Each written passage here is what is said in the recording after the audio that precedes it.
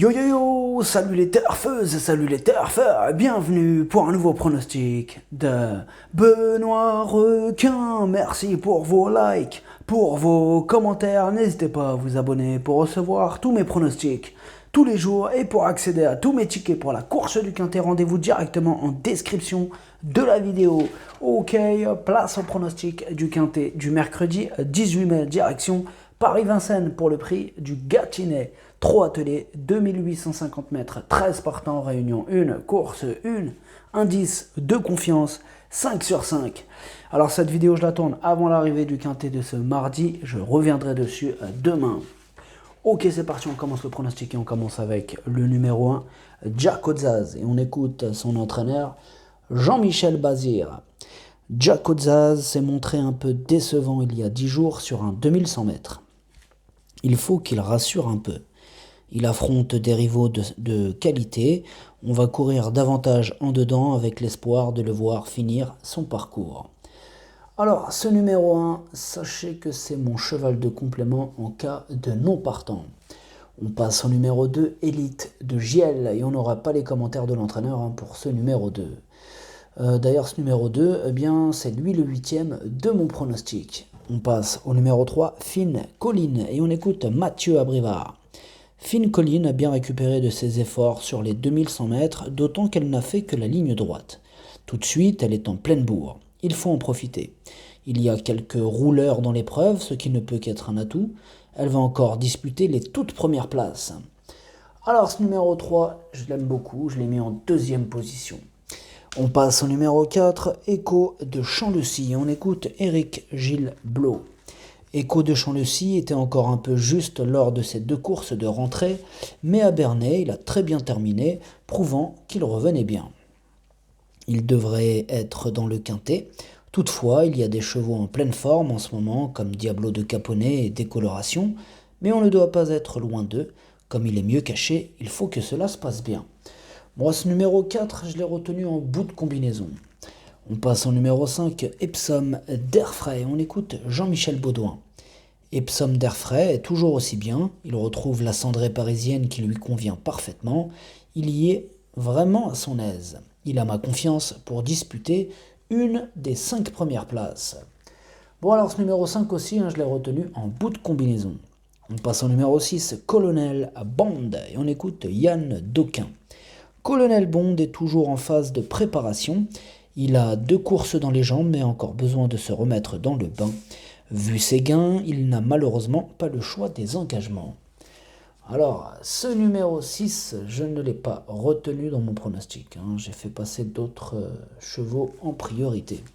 On passe au numéro 7, Victor Ferme, et on écoute Jean-Michel Bazir. Victor Ferme a eu un excellent déroulement de course dernièrement sur les 2100 mètres, mais il n'a pas jailli pour finir. Je vais le munir d'un bonnet fermé cette fois qui pourrait lui donner l'envie. Il est dans sa catégorie et capable de disputer l'arrivée. Physiquement, il est resté parfait. Alors ce numéro 7, je l'ai retenu, je l'ai mis en 5e position. On passe au numéro 8, Crack Money, et on écoute Patrick Terry. Crack Money a très bien tenu sa partie à Bordeaux, où il rendait la distance. Il est revenu à son meilleur niveau. Il a ses gains et évolue sans marge, mais il répond présent. Évoluer sur la grande piste lui convient bien. Il est encore capable d'accrocher une place, il a usé un peu de pied aux antérieurs et sera plaqué cette fois, cela ne fera pas une grosse différence. Bon alors ce numéro 8, je l'ai gardé en 4e position dans mon pronostic. On passe au numéro 9, Diablo de Caponnet, on écoute Alexandre Abrivard. Diablo de Caponnet est vraiment irréprochable depuis son arrivée à la maison, il répète toutes ses courses, il est resté dans un état magnifique. Il retrouve une opposition semblable à celle qu'il vient d'affronter. Il devrait encore lutter pour la victoire. Je crains en priorité Fine Colline, Décoloration et Epsom d'Airfray. Alors ce numéro 9, c'est mon préféré, je l'ai mis en tête de mon pronostic. On passe au numéro 10, Flore de Janeiro, et on écoute Franck Blandin. Flore de Janeiro a terminé à sa place en dernier lieu. J'étais satisfait de son comportement. Ici, ce n'est pas le même parcours. On sait que sur les longues distances de la grande piste de Vincennes, il lui faut du train pour qu'elle soit bien décontractée. Il faut aussi qu'elle puisse être économisée dans le parcours. Elle peut tirer son épingle du jeu si c'est sélectif. Bon alors ce numéro 10, je ne l'ai pas retenu dans mon pronostic.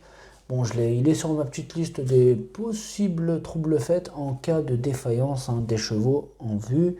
Donc il pourra intéresser les amateurs de champ réduit. On écoute, on passe au numéro 11, Diablo du Noyer. Et on écoute William Bijon. Diablo du Noyer a été contrarié à Bordeaux par un accrochage et a perdu du temps. Revenir était mission impossible. Il courait tout de même bien. Revenir sur la grande piste n'est pas un problème. Il découvre un bel engagement, il va sans doute aller de l'avant cette fois. Il est très bien physiquement, il a sa place parmi les 5 premiers à ce niveau. Ce numéro 11, je ne l'ai pas retenu, par contre c'est mon deuxième cheval de complément en cas de non partant.